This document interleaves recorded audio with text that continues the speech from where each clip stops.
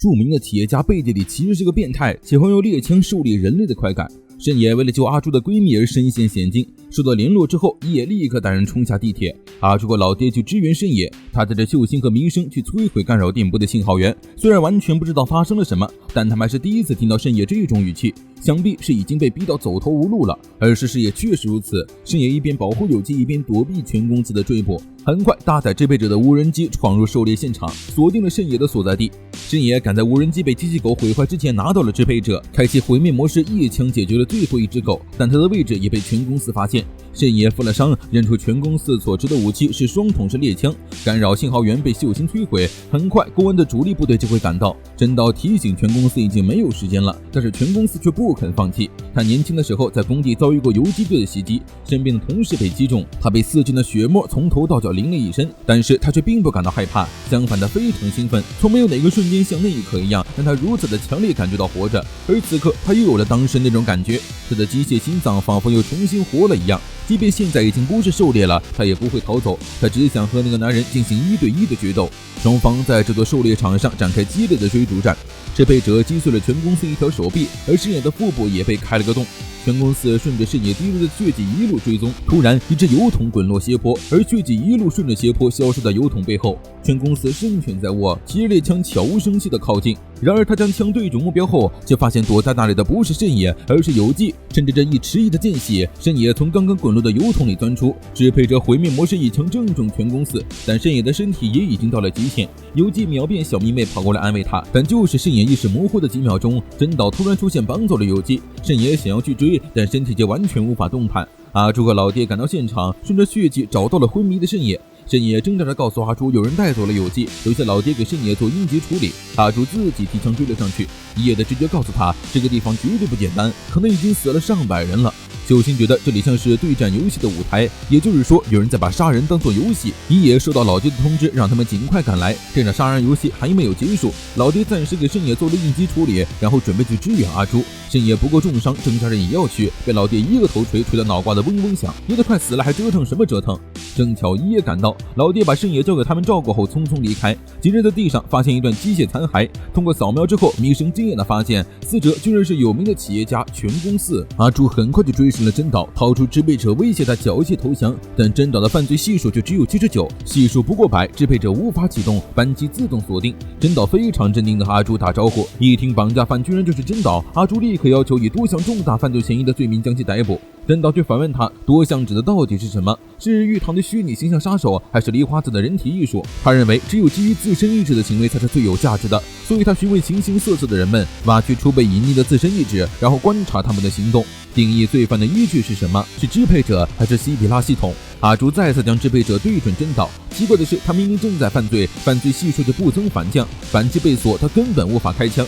这个结果在真岛的预料之中，通过分析音流扫描读取出声音立场来揭示人的心理状态。科学的智慧终于能剖析出灵魂的秘密，但这个判定中却并没有人的意识去介入，所以他们到底是以什么基准来区分善与恶的呢？真岛说他想要看到人类灵魂的光芒，想亲眼确认它的价值，而完全不审视自身的意志，一味听从西比拉系统的人类，他们是否有这种价值呢？真岛把手里的猎枪扔给阿朱，将有纪靠在栏杆上，现在他就要杀了有纪，如果想要阻止他，就扔掉支配者，捡起猎枪对着他扣动扳机。真岛一刀划伤了有纪，但他的犯罪系数仍在不断走低。阿朱迷茫了，真岛明明在杀人，为什么西比拉系统却判定他无罪？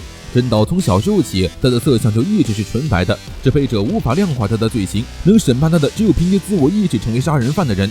阿朱捡起了猎枪，勒令真岛立即放了阿朱。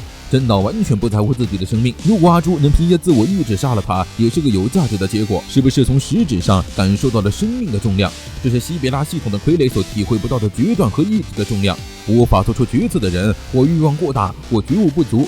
真岛让阿朱抱着必杀的决心瞄准他，阿朱退缩了，他不敢杀人，忽然开了2枪后把猎枪扔在地上，似乎只有支配者才是他唯一的依靠。真岛对他很失望，作为惩罚，他毫不犹豫地割开了有纪的喉咙。而在杀人的那一刻，他的犯罪系数降为0。阿朱眼睁睁看着好友在面前惨死，老爹只听到一声凄厉的尖叫。等他赶到现场，只看见了已死的有纪和呆滞的阿朱。醒过来的深野一拍阿朱，阿朱这才对他从闺蜜见死不救的悔恨中清醒过来。他见到了真凶真岛，但对方却无法用支配者审判，今夜注定又是一个无眠之夜。3年前，弥生还是一名官方指定的正规歌手，不过因为沉迷艺术活动导致犯罪系数上升，被关进了潜在犯监狱。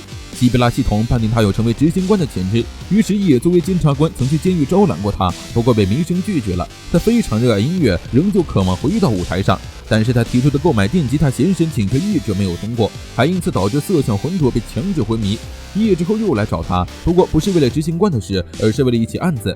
当时的慎也还是一名监察官，最近几个月街头扫描仪一直在被破坏，犯罪手法不同，犯罪分子也不止一个，但是他们都频繁出入过北泽这个地方，他们合理推断那里已经形成了反社会团体。而弥生之前一直以北泽为据点进行音乐活动，对那里应该很熟悉，所以慎也希望他能够协助警方办案。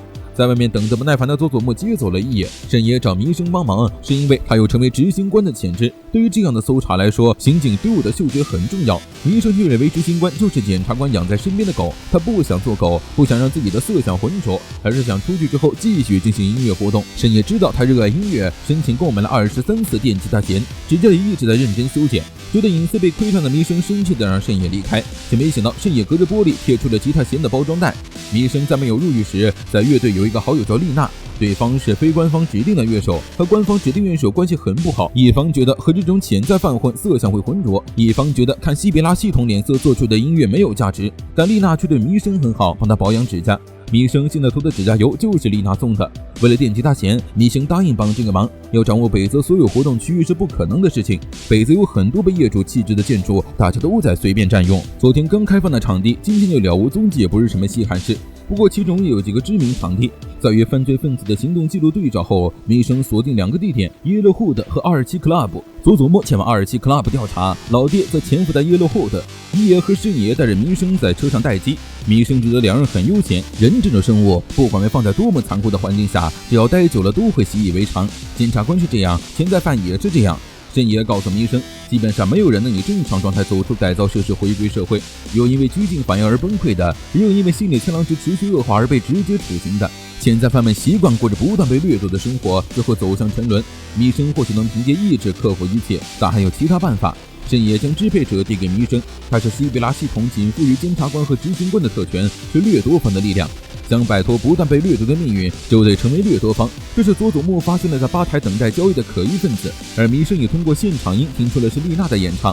佐佐山抢走了犯罪分子用来交易的燃烧弹，却没想到其中一个犯人逃跑引燃吧台，引起了骚乱，导致现场观众仓皇逃窜。犯人挟持了人质威胁佐佐山，但他的犯罪系数没有过百，支配者无法启动。佐佐山不断通过言语刺激犯人，致使他的犯罪系数飙升。他和慎也默契配合，保护人质，击毙犯人。爆炸发生的太突然，弥生冲进酒吧寻找丽娜，却发现丽娜才是这群恐怖分子的头目。丽娜邀请弥生加入他们要改变这个扭曲的世界，用音乐唤醒成为西比拉奴隶的人们。但弥生从未想过什么改变世界，他仅仅是想和丽娜再次站在舞台上而已。但丽娜却早已抛弃了快乐的音乐，如果没有了力量，这一切都毫无意义。弥生明白他们再也回不去了。弥生掏出执行者，希望丽娜能迷途知返。如果他继续错下去，一切都将无法挽回。丽娜丝毫不为所动地离开。弥生想要扣动扳机，却被告知是非法用户，无法开枪。他只能眼睁睁看着丽娜离开。从那一刻开始，弥生决定他要成为执行官。